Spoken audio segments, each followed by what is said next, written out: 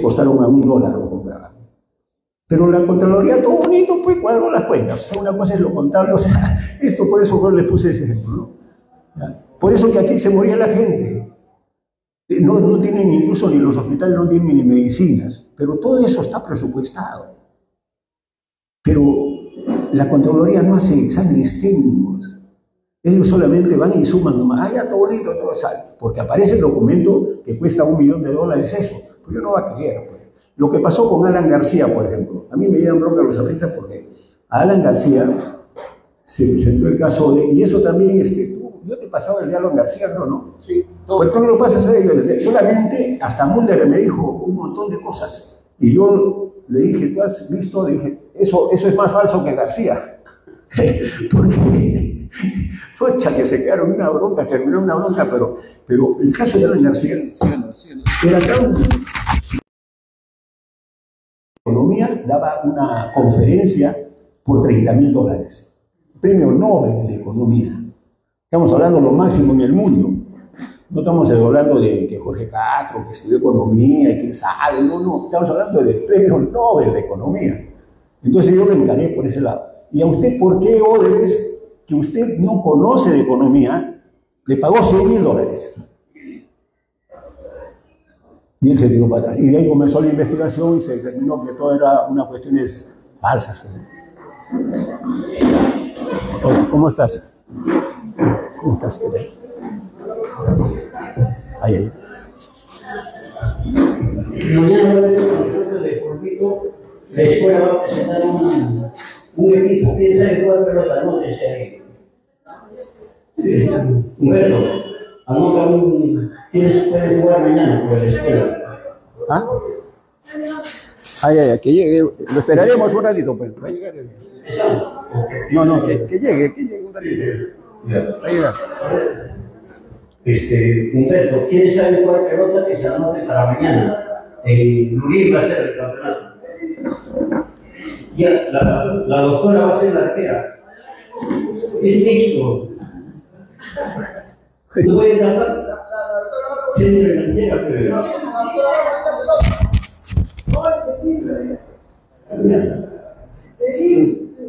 ¿No puede jugar? Ya, anótalo a Rubén. ¿Quién más? ¿Cómo te llamas? Basilio. Ya. Anótalo a Basilio también. ¿Quién más puede jugar por nosotros, por la escuela? Ya tenemos 2. Empiece ya. Ángel. Allá, Ángel. Les da la dirección. Ahí está el valiente, ¿no quieres eso? Ya vino un momento de que está en la Marte. ¿Bien, no? Y una vez empezamos mejor del pueblo. Ya. Hoy día toca el tema, el poder político en el Perú, que va a dictar la conferencia. Hoy día viernes no se hace clases, ¿verdad? No se hace conferencia, descansamos. Pero como está de visita por Lima, porque viene desde Tacna, entonces no queremos dejar escapar esta oportunidad y hemos programado para hoy día. Y no podemos dejar esta oportunidad que nos va a enseñar, nos va a decir cómo funciona el monstruo por dentro. Cuando van a postular ustedes para ser congresistas, y cuando van a ganar la curul, ustedes tienen que saber cómo funciona por dentro el Congreso de la República. Ahí se tiene que transformar en lobo. Él nos va a preparar a todos nosotros para ser lobos ahí adentro. Si no, nos comen como ovejas. ¿Ya? Ahí lo encuentran en el Face como Jorge Castro Bravo y como Jorge Castro Político. Tiene 2 Face. Si no pueden entrar ahí, entran a mi Face con Montoya y sacan toda la información que hay ahí. Tiene cualquier cantidad de información, tiene conferencias, tiene debates con Velarde. En Velarde está debatiendo, los detalles se marcaron, un montón de debates que tiene ahí adentro. Con la Fiscalía, con la Defensoría, tiene bastante. Ahí pueden encontrar todo eso. Entonces empezamos el poder político en el pueblo.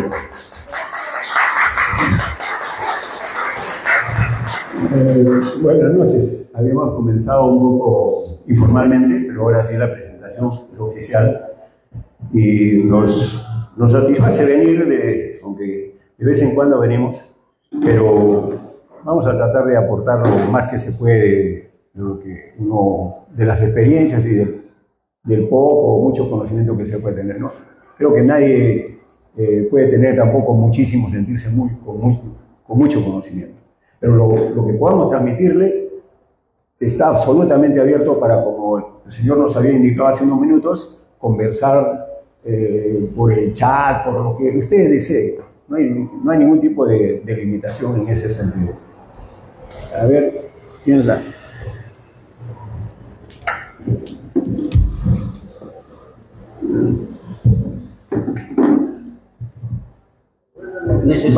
¿Necesita este? Sí, no. Estamos grabando. Ya. Vamos a partir por lo siguiente.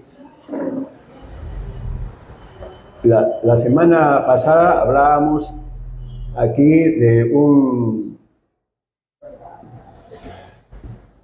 una base piramidal. Aquí está el poder político, aquí entra el poder de la fuerza armada o lo que sea, el poder militar. Aquí tenemos la fuerza del poder de la información, aquí el poder económico y aquí el poder social. ¿Y por qué volvemos a esto? Porque el otro día hemos hablado algunas cosas respecto al poder. Nosotros, ¿por qué tenemos que ser fuertes? Podemos tener una fuerza armada que puede estar muy cercana a nosotros y es el pilar fundamental, el soporte, que hoy en este gobierno ustedes se están dando cuenta perfectamente. ¿Quién es el único soporte que tiene? Nosotros lo podemos ver como vendidos, todo lo que ustedes quieran, pero ese es el soporte que tiene. ¿Ya? Por eso que se hace difícil y salen, pues meten tanques, meten balas y punto, ¿no? Pero un buen gobierno para el control político no solamente necesita esto, necesita acá el poder de la información, o sea, lo que estamos hablando hace unos minutos, defender con posiciones firmes, no se trata de lanzarse piedras de arriba, no, entramos al debate político para alcanzar esto. Pero eso ya en otro momento hablaremos de esto. Ahora vamos a hablar estrictamente del poder económico, de alguna manera que está vinculado al poder social. Ese triangulito lo vamos a trasladar aquí. Simplemente vamos a poner 3 grupos, o 5, los 5 grupos económicos que existen en el país. Grupo A, Grupo B, Grupo C, D y E. Vamos a hablar así en términos más o menos gruesos, porque esto es con fines explicativos. No exactamente es así, pero más o menos está dentro de los rangos. Esto, el grupo A y B, más o menos lo conforman un 15% de personas. Estos son los sectores altos, sector altos y también los sectores medio altos. Llamémosle así Miraflores, San Isidro, los que manejan realmente el país. Y en cada una de las zonas del país, los grandes grupos empresariales, etc. Aquí, en el A y el B, estos son el C, o sea, esta es la clase alta, esta es la clase media alta, que son los que manejan realmente y son los que afrontan las campañas políticas de determinado sector, porque quieren mantener el status quo de la sociedad, ¿no es cierto? Y en el sector C, nosotros estamos hablando de un 25%. El sector C es lo que más o menos estamos la clase media, algunos sectores medios. Ya cada uno se ubicará donde particularmente yo creo que estoy por este lado. Porque tenemos un ingreso más o menos que nos permite vivir cómodamente, tranquilamente, inclusive acá hay una clase, digamos, media, baja, por decirlo, ¿no? Pero tiene de alguna manera los recursos, ¿no? Los recursos suficientes como para vivir. Aquí está el drama del país. El 60% de la población está en situación entre la clase D y E. La clase D, sí. Pobreza, claro. Esto ya comienzan a marcar la línea de la pobreza hacia abajo. Entonces, ¿hacia dónde vamos a dirigir nuestra batería? Ese es el tema de nosotros. El tema de fondo es que tenemos que tener bien clasificados estos sectores. Lo que es cierto es que en la economía los grandes capitales tampoco nosotros los podemos eliminar, porque son capitales. Si Si eliminas eso, sencillamente te quedas sin nada tampoco. Pero el problema está cuando el Estado peruano, que tiene que cumplir la labor de redistribución del ingreso nacional. Este es el tema de fondo. Redistribuir el ingreso nacional. Es decir, si yo capto los impuestos de todo este sector que genera impuestos, lógicamente que paga, algunos pagan el 30% y otros que no pagan nada. Por ejemplo, en el caso de las universidades de Acuña si no paga un sol de impuestos. Entonces, este 30% que pagan estos sectores, inclusive de acá de los sectores, la clase C, que normalmente los micro, pequeños empresas también pagan su 30%. Pero el que no paga, hay muchos sectores que no pagan, perdón, no muchos sectores, sino dentro de este sector, por eso se dan el lujo de pagarle a Guerrero $150.000, pero no es su plata, es la plata de cada uno de ustedes. Y eso es la pobreza de la gente. Y a eso tenemos que nosotros atacar, no lo vamos a insultar, sino que esa gente está lucrando y se da la gran vida con la plata que le corresponde a cada uno de los peruanos. Es el tema de fondo. Entonces, si nosotros... Con dinero nunca pagan. No, perdón. Hay sectores mineros que sí pagan, pero después les voy a explicar las trabas que hacen también internamente, ¿no? Eso. Entonces, pero por favor, déjenme explicar. Después todas las interrogantes me las hacen. Entonces, este tema, esta clase más o menos, hasta cierto punto es indiferente con relación a los de arriba y con relación a los de abajo.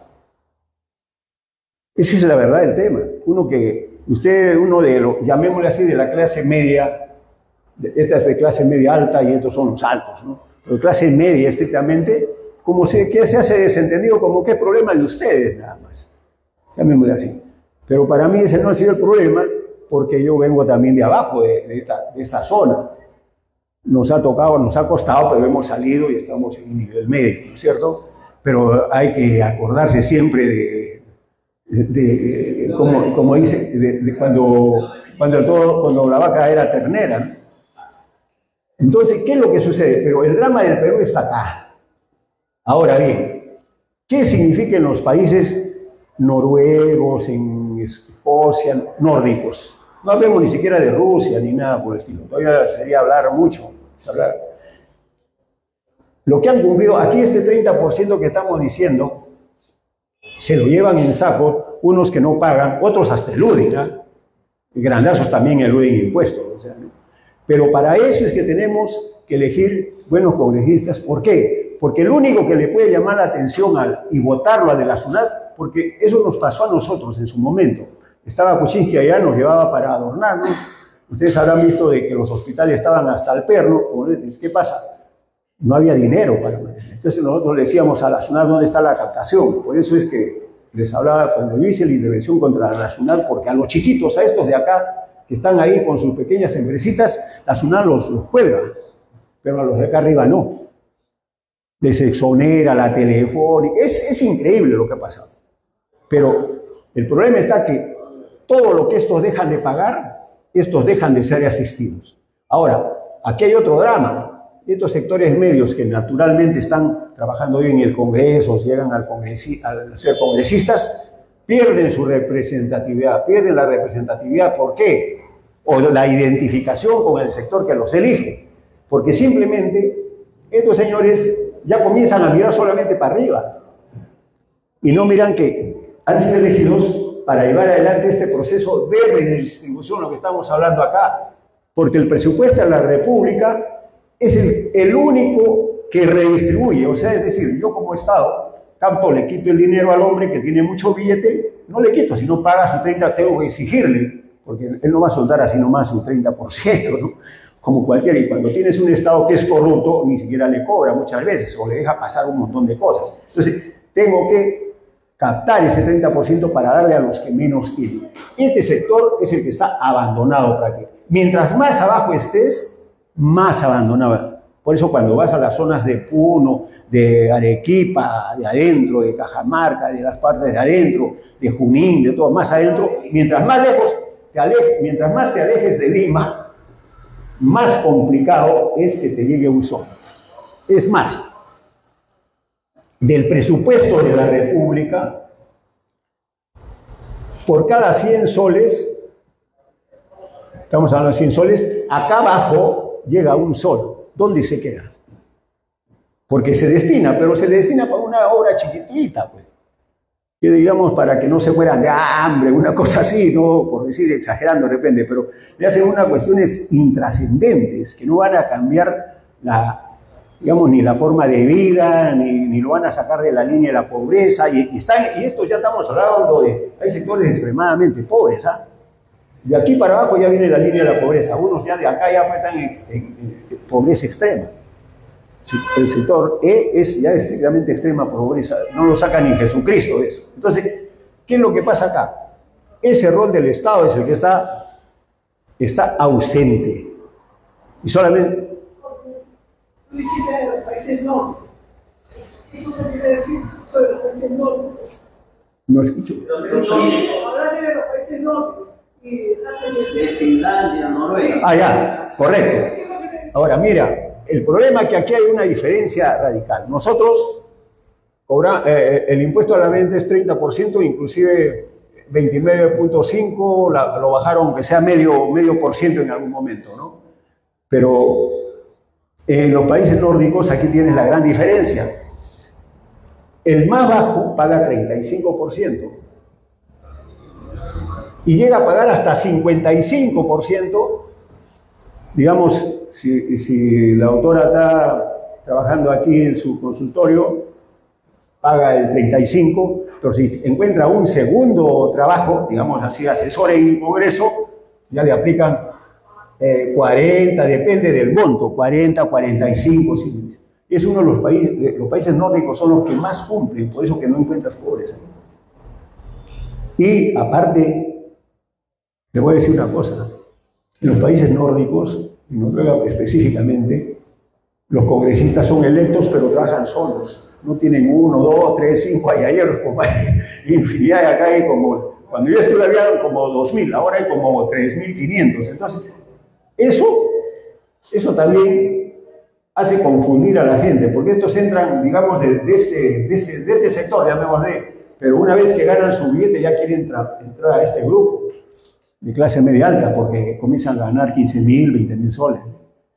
Entonces, se olvidan, eso es lo que le llaman los desclasados, ¿no? O sea, no sienten su clase de dónde vienen y hacia dónde deben ir.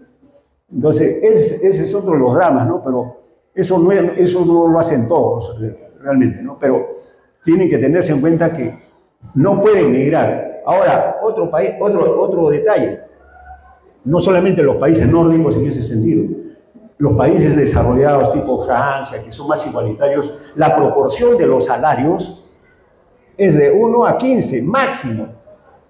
Aquí no, aquí es de 1 a 45. Aquí hay gente que gana 1.000 soles en el propio Estado. Y el ministro te gana 45.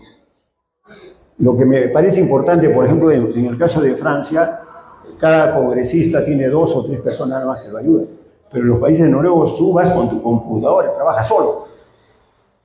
Eso me parece mucho mejor incluso.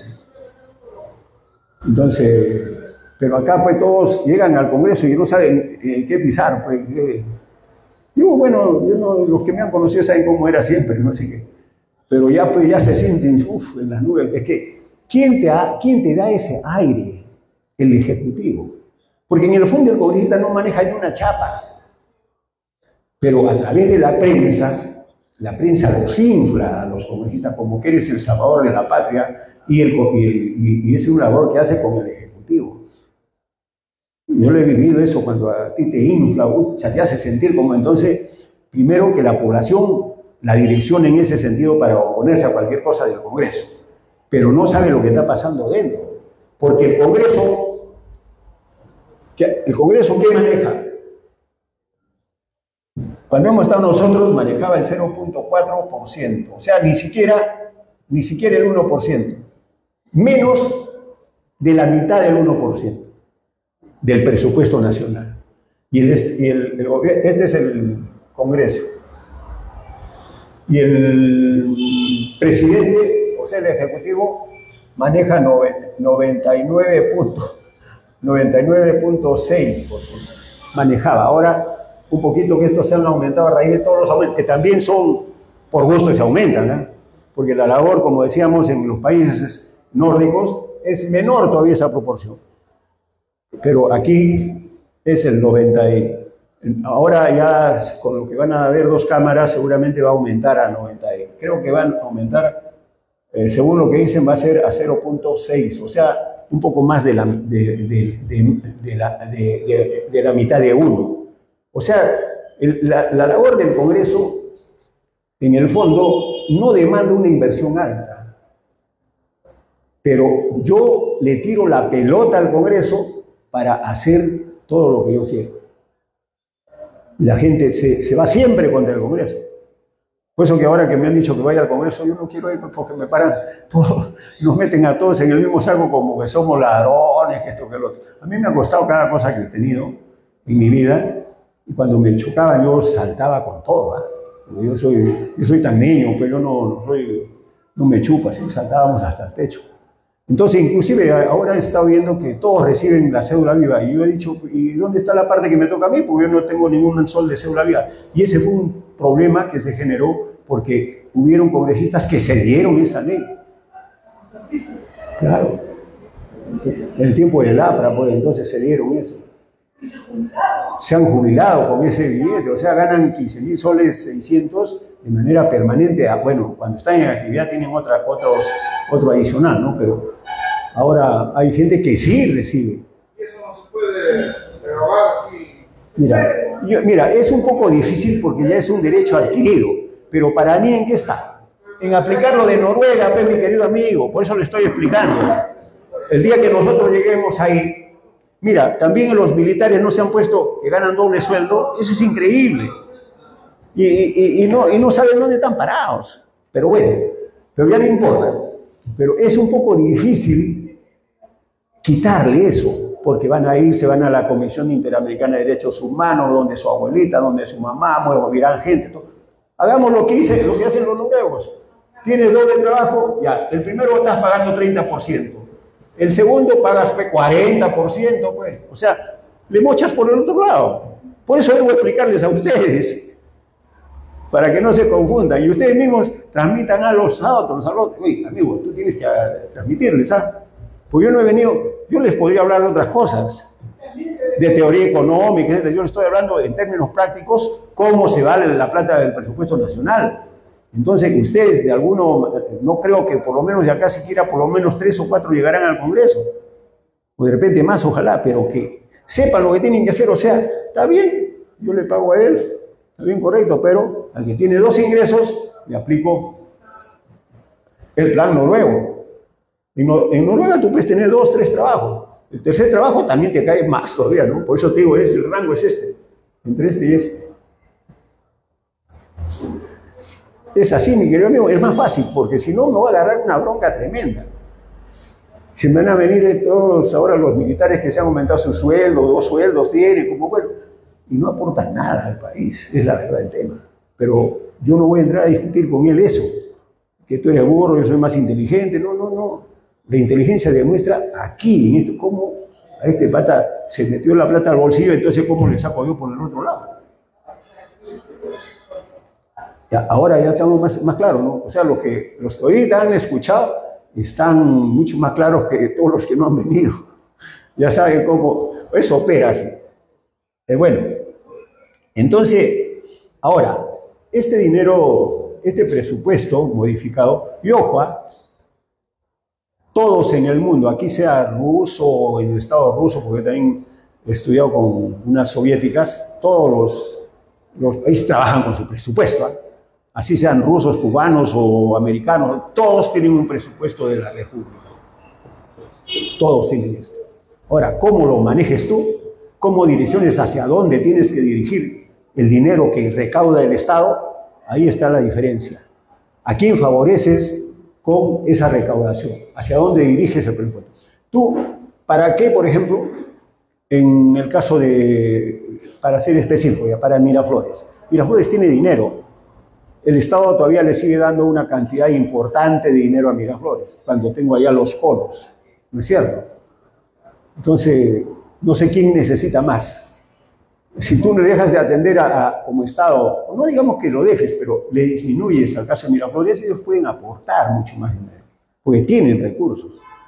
Ahora, otro detalle, cuando tú aumentas así como tenemos la relación 1:15, este peruano que gana, en el Congreso hay muchos que están ganando 30.000 soles, pero ¿a qué viene también esto? Porque se aprobaron una norma en el Poder Ejecutivo y nadie sabe eso. Los congresistas, cuando a mí me han preguntado hace 2 semanas atrás, le dije, pero eso no es el límite de los congresistas, porque el congresista, hay una escala de remuneraciones para todo el sector público. Y entonces los congresistas, entre comillas, están, digamos, este es el sector, este es el ejecutivo, este es el ejecutivo y este es el legislativo. El funcionario 1 tiene que ganar igual que el funcionario de acá. El funcionario 2 tiene que ganar igual acá.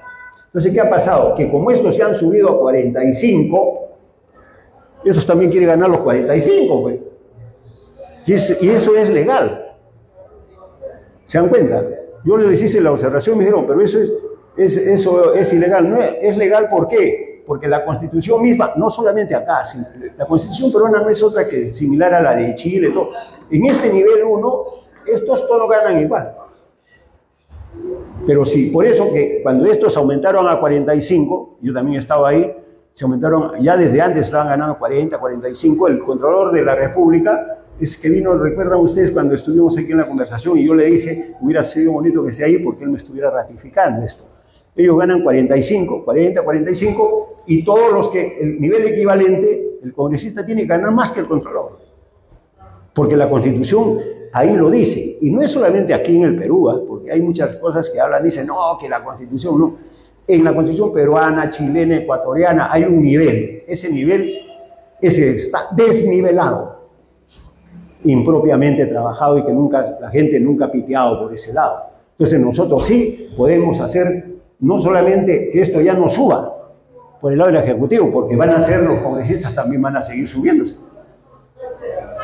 Pero por eso también le aplicamos este 55% o le aumentamos la tasa, la carga impositiva.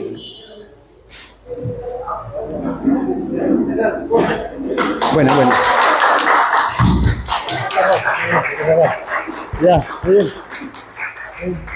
Nos juntaremos, seguimos con la clase. Ya. Bueno, vamos a hacer un pequeño resumen, porque este es... vamos a hacer un pequeño resumen porque esta es una charlita importante preparando a nuestros futuros congresistas. Y acá con la presencia del futuro presidente también. Estamos hablando, primero, la semana pasada estuvimos hablando de el poder político. Una de las partes del poder político es el poder social, el poder económico, sobre todo el poder social en este caso. La estructura del ingreso nacional de las personas que tienen un ingreso, tienen 5 niveles, A, B, C, D, E. ¿Dónde nos ubicamos nosotros? Unos sectores, los máximos que tenemos, creo que se ubican en el sector C, que es de la clase media, porque en el A y el B está la clase media alta y ya la alta, los que tienen mucho dinero, los que manejan el país. Abajo están los de la D y E. En este sentido, el D y E en el país significa el 60%, que no hay que olvidarse, hacia donde tenemos que dirigir nuestros esfuerzos. Y también, pero ¿por qué tenemos esta clase? Para que ustedes vayan a hablar a cada una de sus zonas con propiedad. Porque a ustedes, a la gente de abajo, le corresponde esta parte, la mejor distribución del ingreso nacional, que ya lo hemos explicado.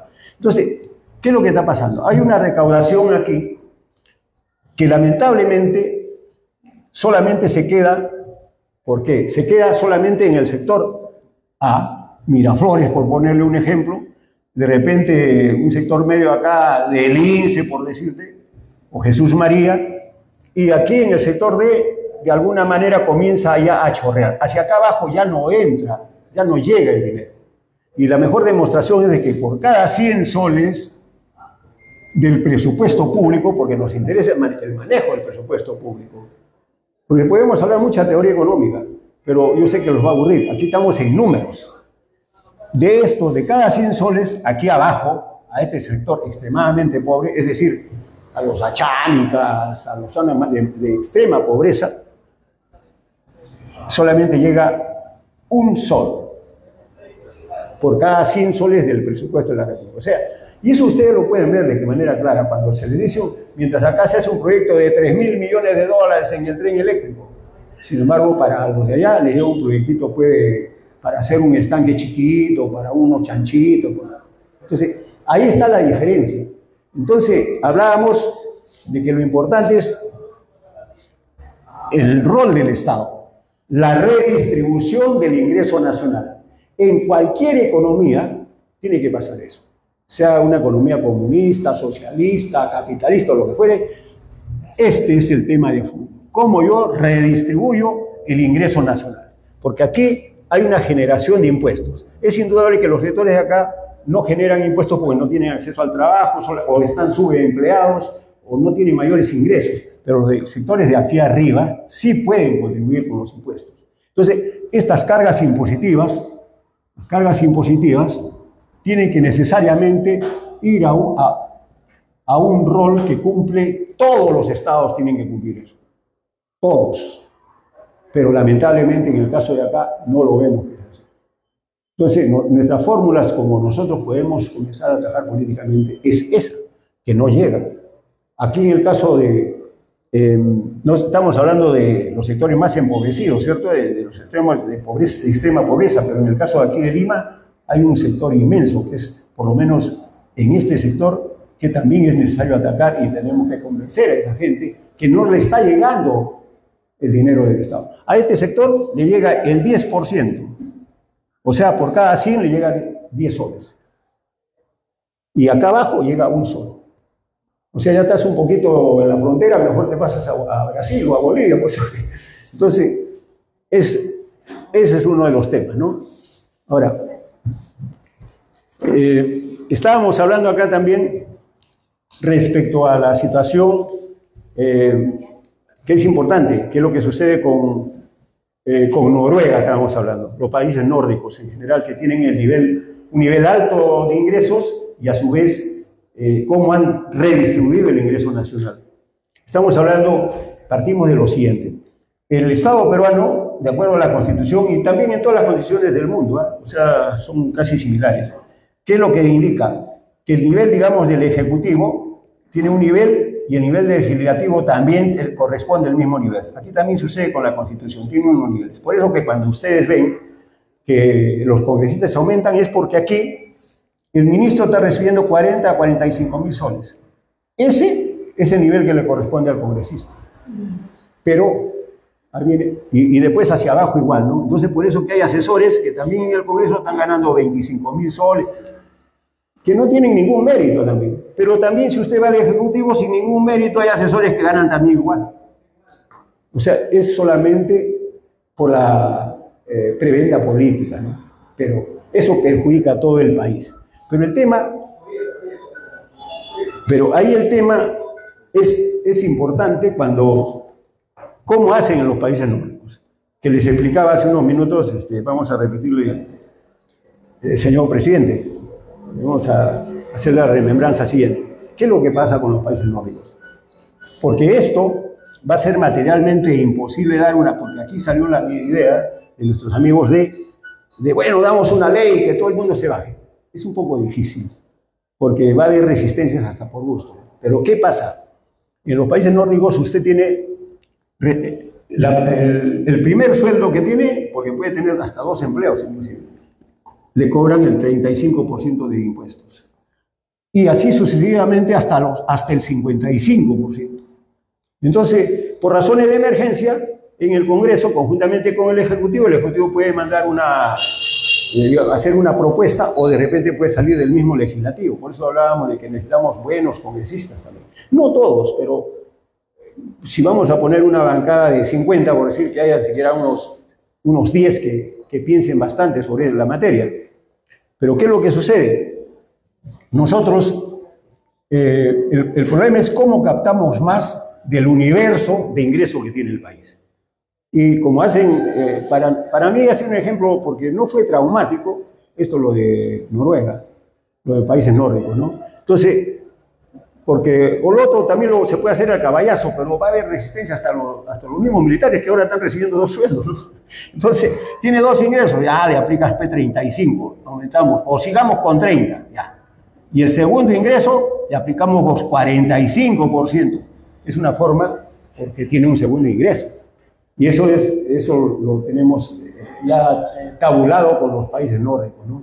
Entonces, cuando tienen ingresos altos. Ahora, esta mayor captación, ¿dónde tiene que ir? Es indudable que tiene que ir a este sector bajo.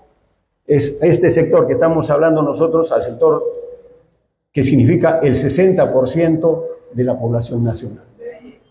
Es un proceso de redistribución del ingreso nacional. Nosotros hablando en la televisión o en los medios de prensa de esa manera, ya no te van a entrevistar porque van a hacer un cusco, ¿no? Y vas a la gente va a decir, sí, tiene razón. Ahora, aparte de eso, tenemos que hacer una optimización de los recursos del Estado. Hablábamos hace unos minutos que en el caso de Noruega, todos los congresistas trabajan solos. Tienen su computadora y ahí solitos. No hay nada, no tienen ni ayudantes, no tienen nada. Y eso un día lo voy a traer acá un joven de Tacna que ha estado trabajando en Noruega, etc. Tenía 2 trabajos.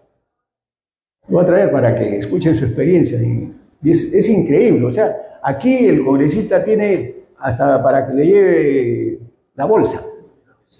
Y es demasiado. Entonces hay 4.000 personas.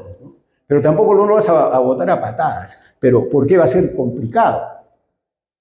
Pero bueno, hay personas que han transgredido las normas, inmediatamente se le da algún tipo de salida, etc. Pero tenemos que liberar recursos. Optimizar significa liberar recursos. ¿A dónde vamos a ir con esa liberación de recursos? Atender a estos sectores, que son los que menos tienen. Esa gente que hoy, si nosotros multiplicamos de 1 y de cada 10 soles de esto lo multiplicamos al doble, y al doble a 20, el país va a cambiar. Y si a este de 1 nomás que le llegue 10, también cambia radicalmente la cosa. Esa gente nunca ha recibido nada. Y no es difícil. Es realmente una cuestión bastante sencilla que ustedes la pueden explicar. ¿Por qué estamos veniendo a explicar ya en términos ya prácticos la economía? Para que ustedes también difundan, sea fácil de difundir. Y aquí no le estamos mintiendo, lo que están ustedes escuchando, lo que se han aumentado los sueldos, todo eso, es cierto, puede darse una ley de emergencia también, pero más efecto tiene cuando tú le aplicas directamente. Entonces ellos van a ver que no va a ser fácil porque todos estos sectores pues empobrecidos. Ahora hay otro detalle. Este señor del sector A, bueno, es su plata, ¿no? Pero el sector C y el B, digamos, que están ganando 50.000, 40.000 soles, ¿qué es lo que hace? ¿Dinamiza la economía nacional? No. Ese señor, por ejemplo, mi querida doctora, le pagan 40.000 soles, se va pues, a Europa, ¿no es cierto? Entonces usted mueve la economía de Europa, agarra a LAN Chile y se va, y ya estamos viendo los chilenos. ¿Me entiende?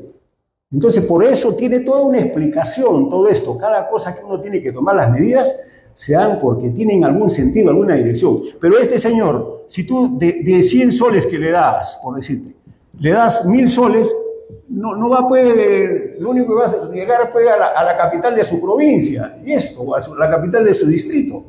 O sea, el efecto que tiene esto es un efecto multiplicador en la economía regional. ¿Por qué creen? La gran mayoría de ustedes, yo creo que no son limeños. Es la verdad, por sus padres por lo menos. ¿Qué ha pasado? ¿Por qué han venido a Lima? Porque en Lima se quedaba la plata. Ahora, de esto, disculpen que la pizarra nos queda chica, el 70% del presupuesto nacional se queda en Lima. Por eso es que viene todo el mundo, pues. Porque aquí encuentra, sea como sea, hasta usted, desde que el señor hace una obra civil, que ya está creciendo, ese trabajador, aunque sea va, se toma su desayuno en la esquina y ya está moviendo la economía. La economía tiene un aspecto pues amplio y se mueve la economía, pero la de acá. Pero ¿de dónde trajiste esa plata? La trajiste de provincias, de las regiones. Esto es Lima. ¿De dónde viene? De cada una de las regiones. El 70% del presupuesto. Si nosotros no logramos invertir eso, no vamos a quitarle el 70, pero tenemos que ir 65, 64, 63, 60, no sé. Es cuestión ya de hacer números en ese momento. ¿Por qué? Porque esto está amarrado a un proceso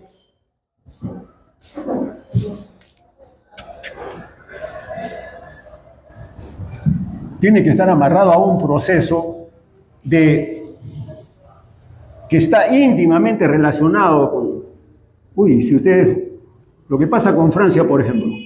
Francia tiene muy buena redistribución también de su ingreso nacional, donde París tiene 8 millones de habitantes hace como 50 años.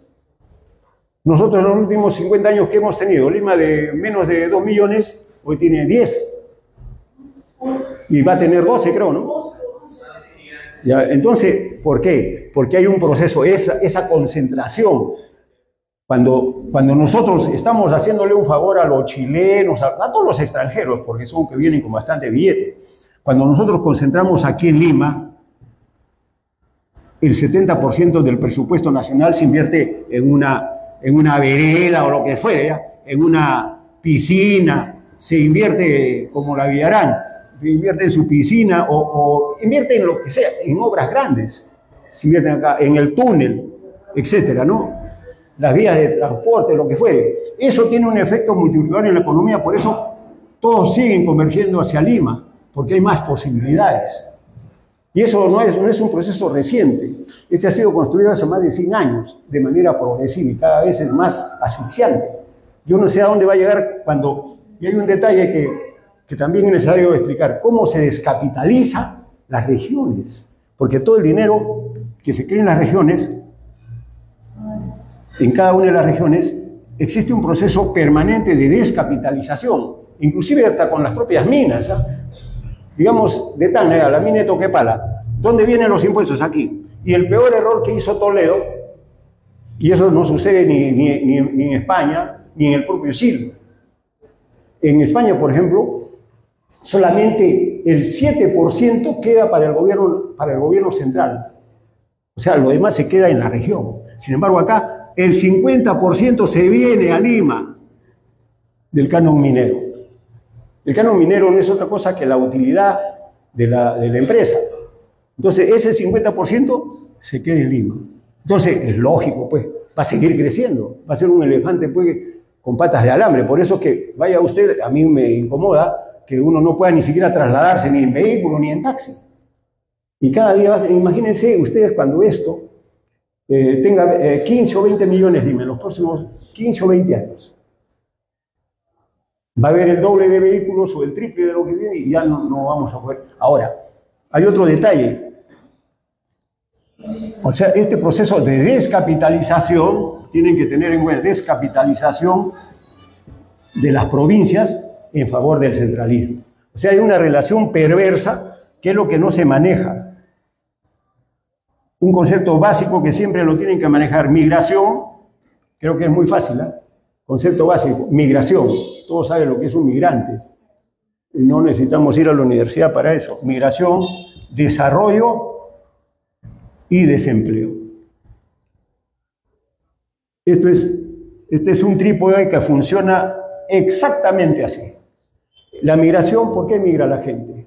Es igual que las golondrinas. ¿Por qué se van en determinado momento el hombre es un animal más en la naturaleza? Si ustedes ven las golondrinas van a buscar un mejor clima. Lo mismo la persona, el vitute, y es lo que tiene. Migra, ¿por qué migra la gente de Puno acá? Porque no hay trabajo. ¿Se dan cuenta? Entonces la relación es directa, desempleo, el desarrollo. Un mayor desarrollo relativo tiene Lima, no es una cosa desarrollada, pero tiene mayor desarrollo relativo que lo que es Puno. Entonces, ahí hay más movimiento, etcétera, etcétera. y ahí encontraré un empleo, aunque sea pues vendiendo sándwiches.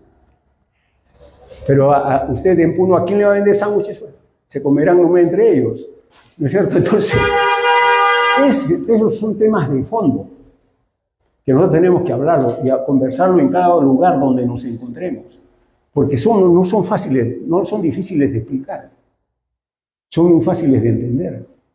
Entonces,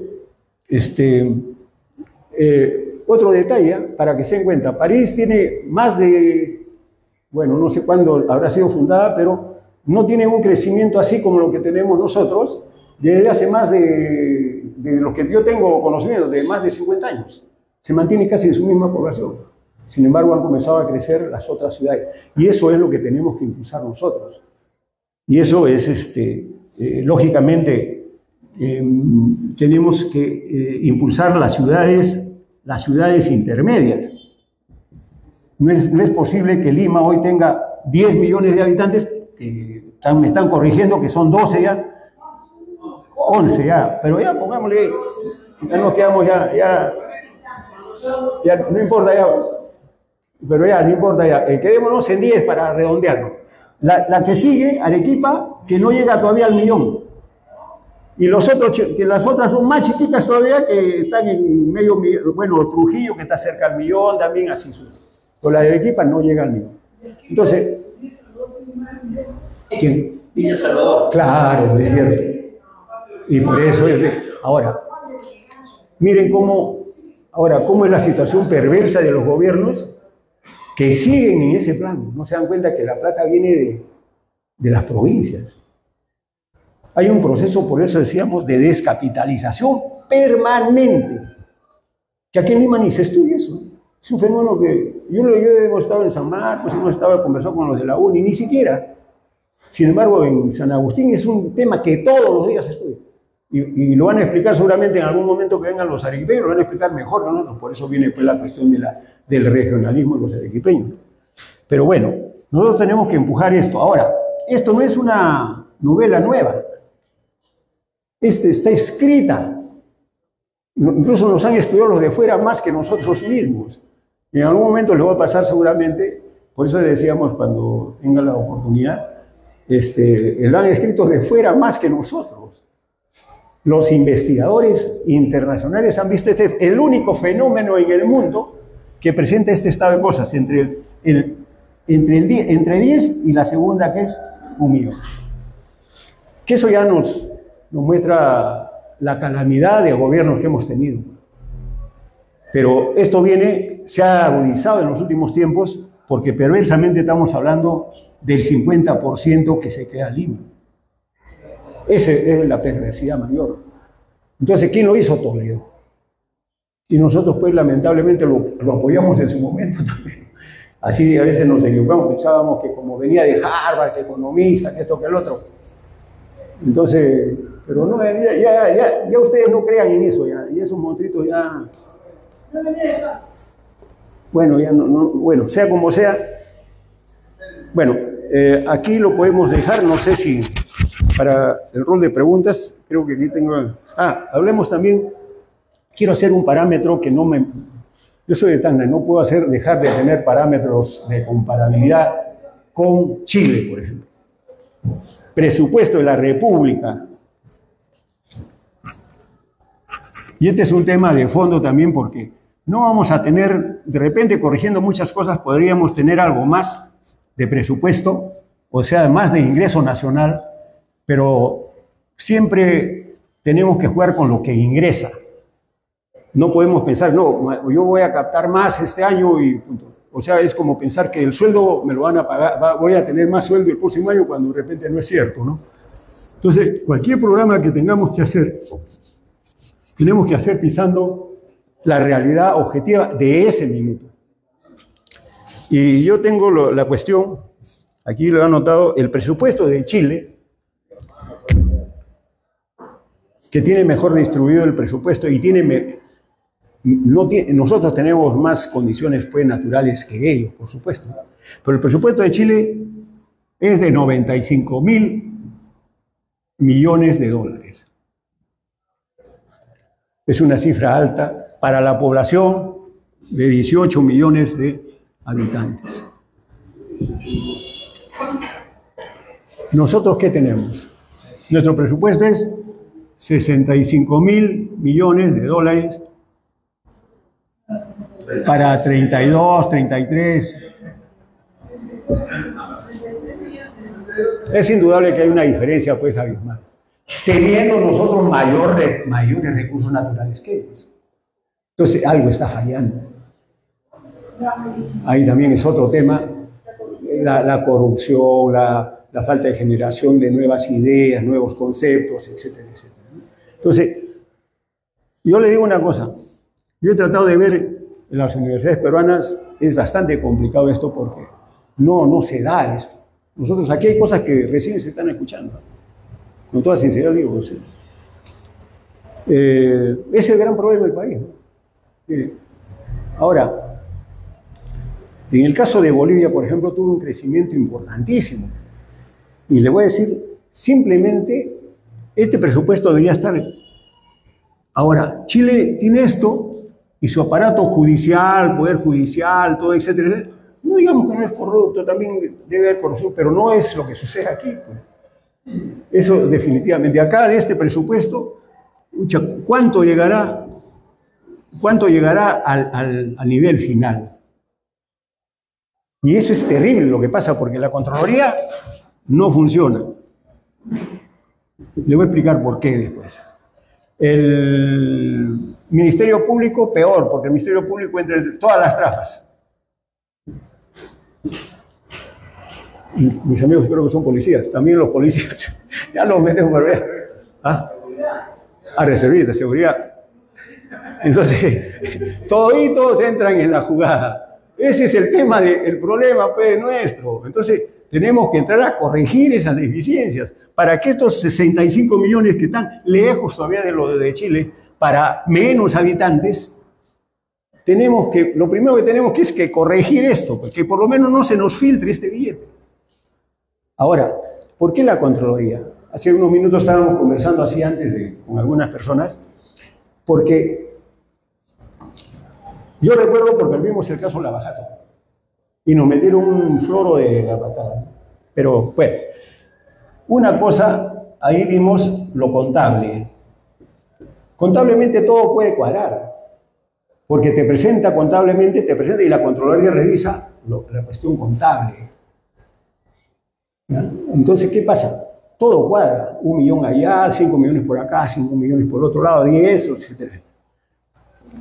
Pero nunca hace, si es que ese proyecto vale, es decir, más claro, si hace un rato conversamos también con algunos amigos, me ponen $1 millón, la Contraloría cree, allá está bien, y comienza a sumar todo y cuadran las cifras. Pero nunca verifica si eso vale o no vale. Lo que pasó con el COVID.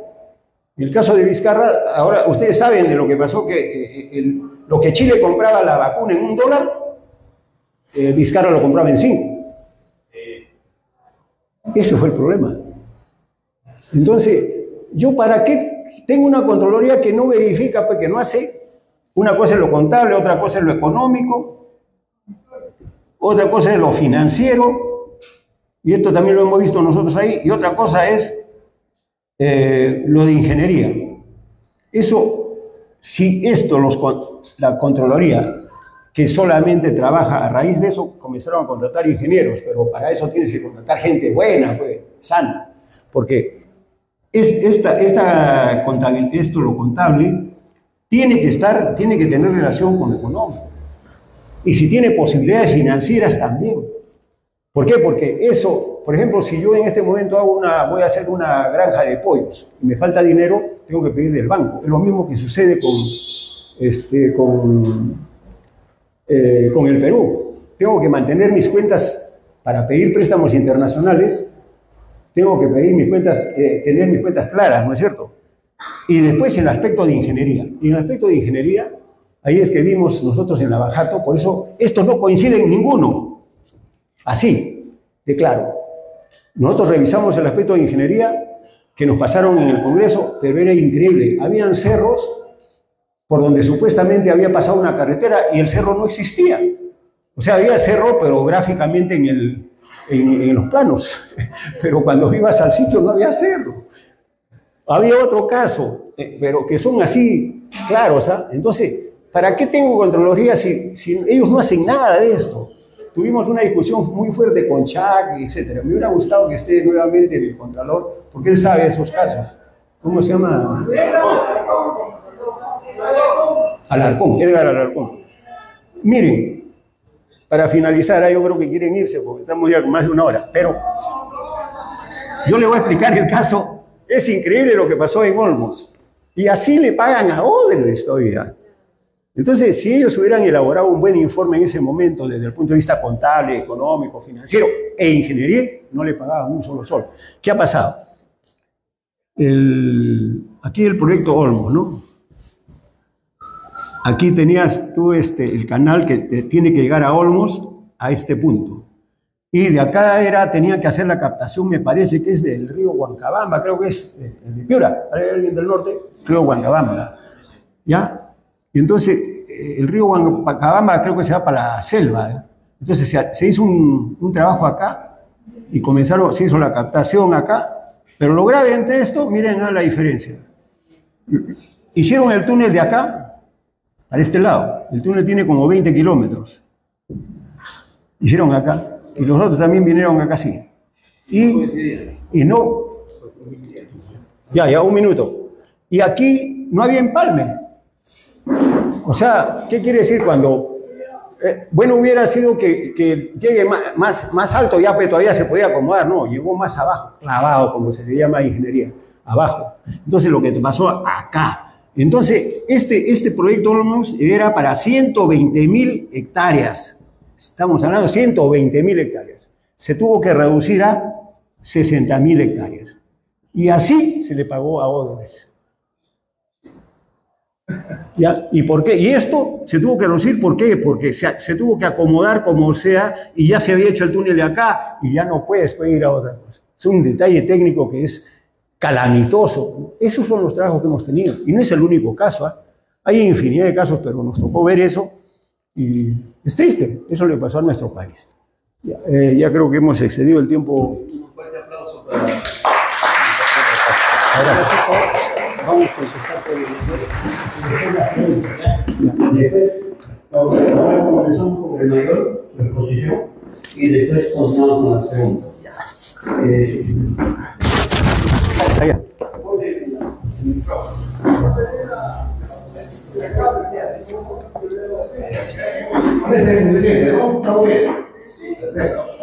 Ya. Pues, de verdad que ha sido bastante didáctica la entrevista o la clase con el doctor Jorge Castro. Jorge Castro ha sido congresista de la República y fue presidente de la Comisión La Batalla. Es decir, en todo el Perú hay dos personas que son las que saben más de la batalla. El congresista Jorge Castro y el congresista Juan Pari. Seguramente a Juan Pari lo va a tener con nosotros también. ¿Cómo es esto? Uno, ya. Bueno, entonces, y también con Jorge Castro nos une una gran amistad desde la primera rebelión en Locumba. Él es uno de los fundadores del enocacerismo en Tacna. He escuchado su exposición y considero que tenemos un buen cuadro, un buen instructor de primera.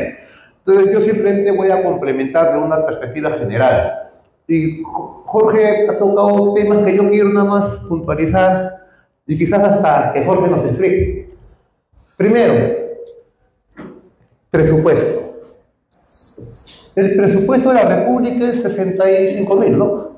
65.000. 65.000 millones de dólares. 65.000 millones de dólares. Ya. Y tenemos una población de... Y tenemos una población de 33 millones de habitantes. Ya. O sea, Perú tenemos al año un presupuesto de 65.000 millones de dólares. Ya. Y Chile, como ha dicho compatriota Jorge Castro tiene 90.000. 95.000 millones de dólares para una población de 18 millones. Pero acá yo observo algo. Este presupuesto, y no sé si será lo mismo en Chile, se supone que este presupuesto es el presupuesto oficial del Estado. Va a ser la plata para pagar a los profesores, a los maestros durante todo el año. Entonces, yo pregunto a Jorge Castro, ¿quién determina que sean 65.000 millones? ¿Por qué no 57.822? ¿Por qué no 114.715? ¿Quién determina eso? ¿Quién es la neurona reina del Perú que dice esta cifra va a ser? Es lo que yo pregunto, ¿no? ¿Por qué? Porque yo entiendo que tenemos un Banco Central de Reserva. Acá hay un BCR. Y acá está Julio Velarde. Y en el BCR, en el sótano, se supone, si fuéramos un país soberano, debe haber unas barras de oro, nuestro AU, ¿no?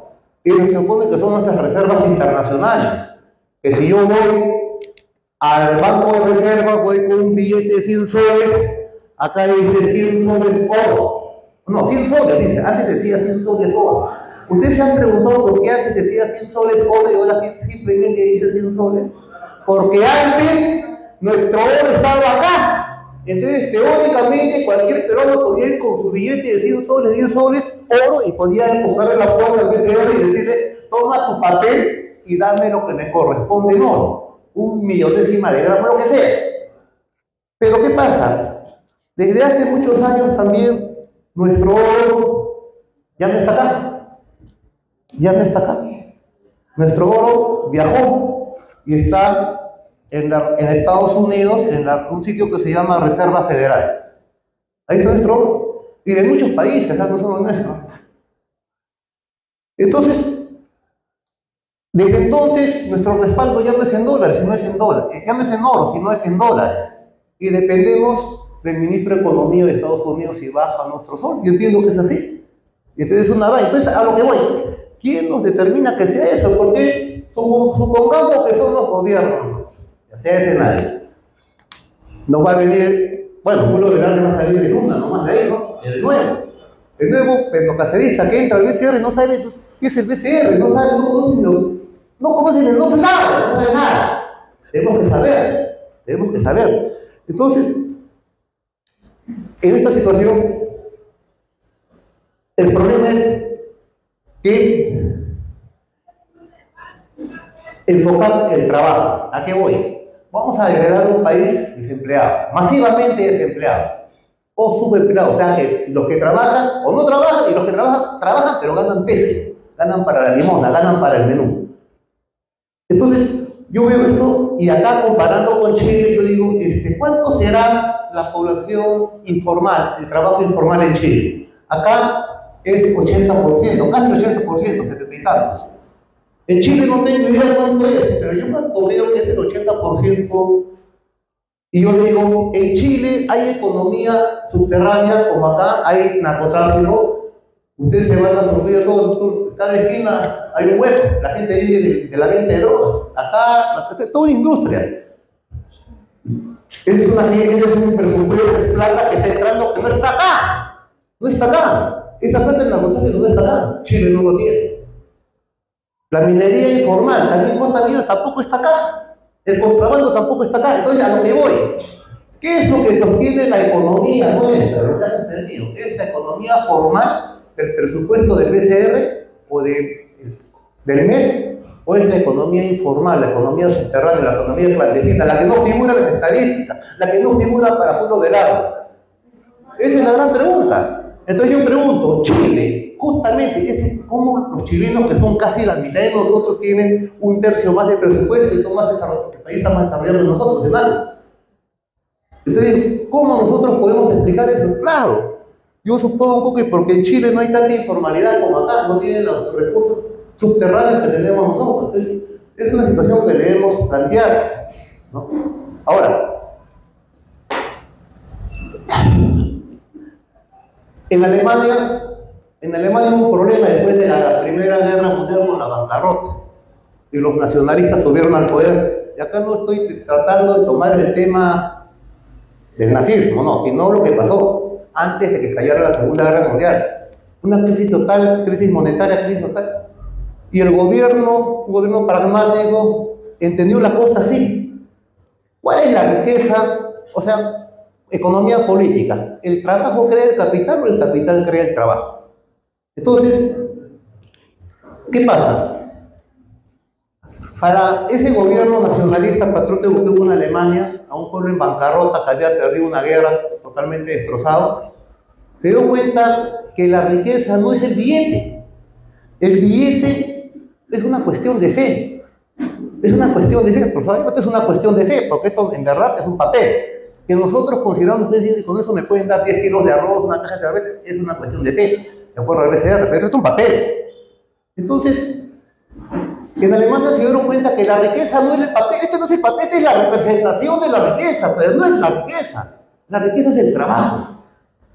La riqueza es nuestra fuerza de trabajo, nuestros músculos. Entonces, el pueblo alemán, la riqueza del pueblo alemán no era su marco, porque no había, está todo devaluado, que no era su trabajo, era su músculo.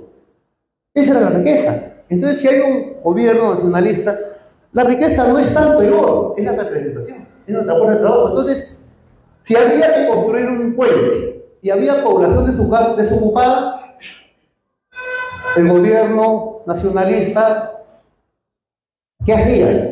Inventaba el papel, hacía manejar la maquinita, sin respaldo.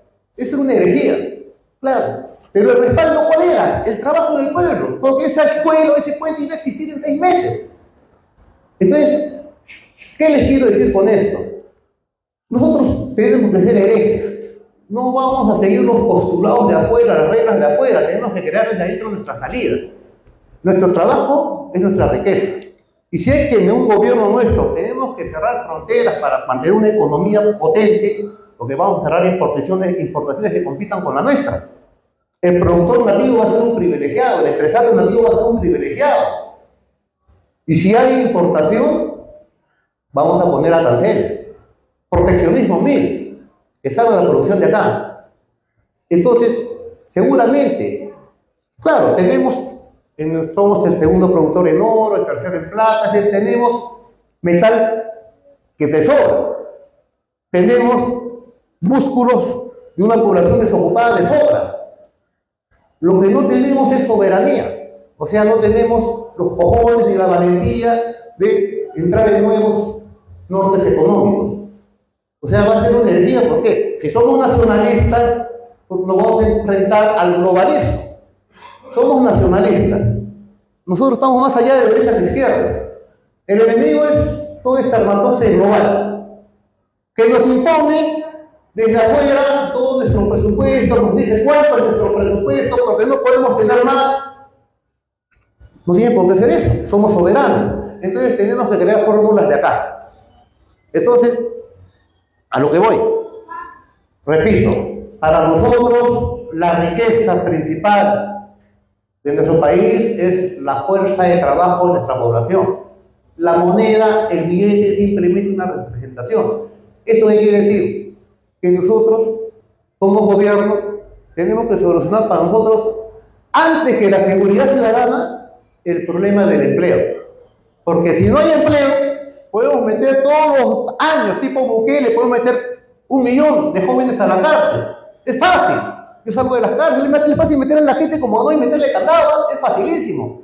Y en 2 por 3 tengo a 20 personas toda la noche. Una tortura, es fácil. El problema es que si después de 12.000 va a entrar otros 100.000 y así sucesivamente, por falta de trabajo. Entonces, podemos sacar al ejército, todo, pero igual, eso no es la solución. Es fácil meterle pago a la gente, es fácil meterle candado a la gente, es fácil meterle bala a la gente. Pero eso no es la solución, eso es una explosión. Tenemos que solucionar el trabajo y tenemos que planificar trabajos masivos. Y la gente no tiene plata, pero tiene su fuerza de trabajo. Y el Estado patriota tiene que valorar el Maquinita, funciona la es cuestión de fe. Si tenemos nuestro oro, el respaldo del gobierno, la palabra del gobierno, es el respaldo. Y encima, eso va muy aparte de la política de expropiación que vamos a hacer. Pero es un Estado poderoso y la plata va a sobrar por el respaldo que tenemos. Entonces, a eso voy. Entonces, cuando nosotros tratemos, yo estoy dando el norte, la visión. Para eso tenemos a Jorge, tenemos otros economistas. Pero es algo nuevo lo que vamos a hacer. Vamos a romper esquemas y va a resultar. ¡Va a resultar! No que nos apabullan con teorías extrañas, raras. Acá es sentido común. La economía es sencilla, los economistas son expertos en hacerlo difícil, hablar en difícil. Y repito, la oferta, la demanda, la mano invisible del mercado, como siempre digo, la mano invisible del mercado la va a manejar el Estado Nacional Soberano. Ya no va a ser Marcelo Óderes ni Vladimiro Montesinos. La manejamos nosotros. Eso quería decir. Gracias por venir.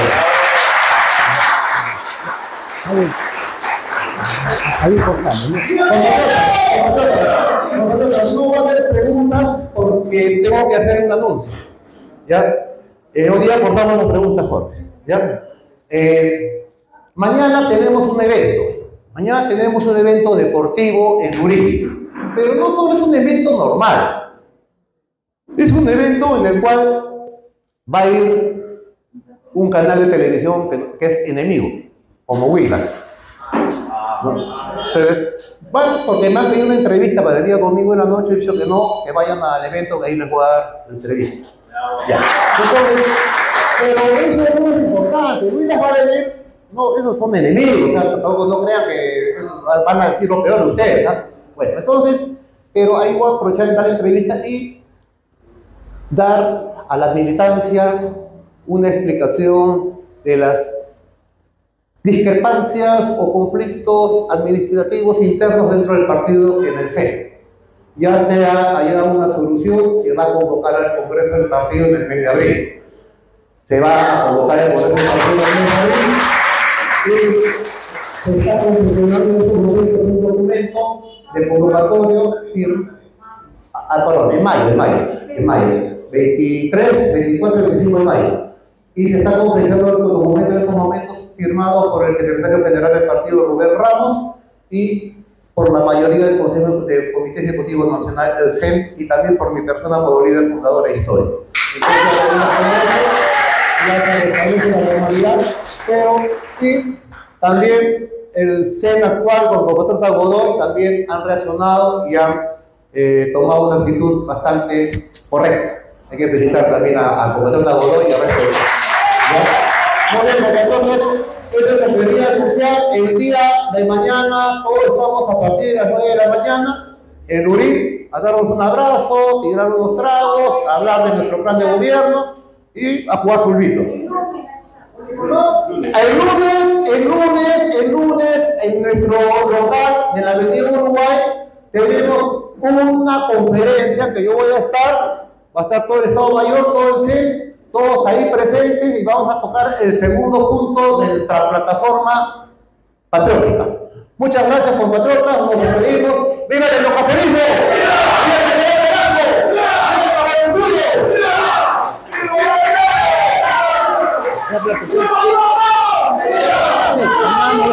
Mañana nos vemos, seguramente más tarde se pasó otra vez. Y después de tiempo, Ya, sí, el pisito. sí.